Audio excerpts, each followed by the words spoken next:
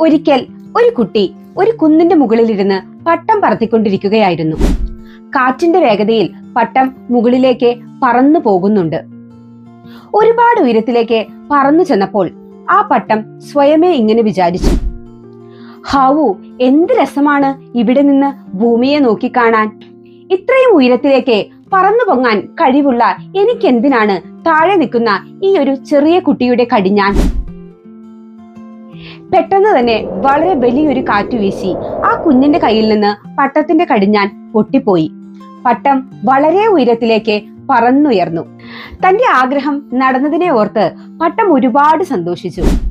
പക്ഷേ ആ സന്തോഷത്തിന് അധികം ആയുസ്സുണ്ടായിരുന്നില്ല. കാറ്റ് നിലച്ചു തുടങ്ങിയപ്പോൾ പട്ടം താഴേക്ക് വീഴാൻ തുടങ്ങി. പതിയെ പതിയെ അത് നിലം പതിച്ചു.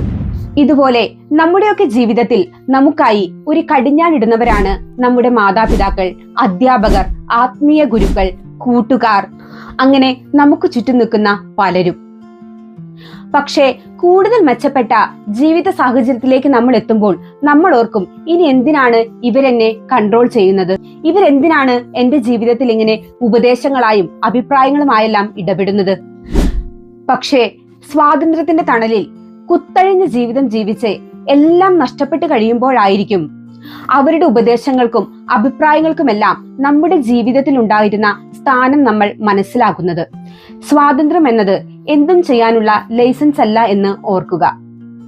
നമ്മൾ ഇന്ന് അനുഭവിക്കുന്ന സ്വാതന്ത്ര്യം നല്ല രീതിയിൽ ഉപയോഗിച്ച് നമുക്കും മറ്റുള്ളവർക്കും ഉപകാരപ്പെടും രീതിയിൽ ജീവിക്കാൻ നമുക്ക് സാധിക്കട്ടെ. അത്രയ്ക്കുള്ളൂ. നമുക്ക് അടുത്ത വീഡിയോയിൽ കാണാം. ചുമ്മാ തങ്ങ് ചിരിച്ചാണം. ജീവിതം പൊളിയാണ്. Bye bye, see U.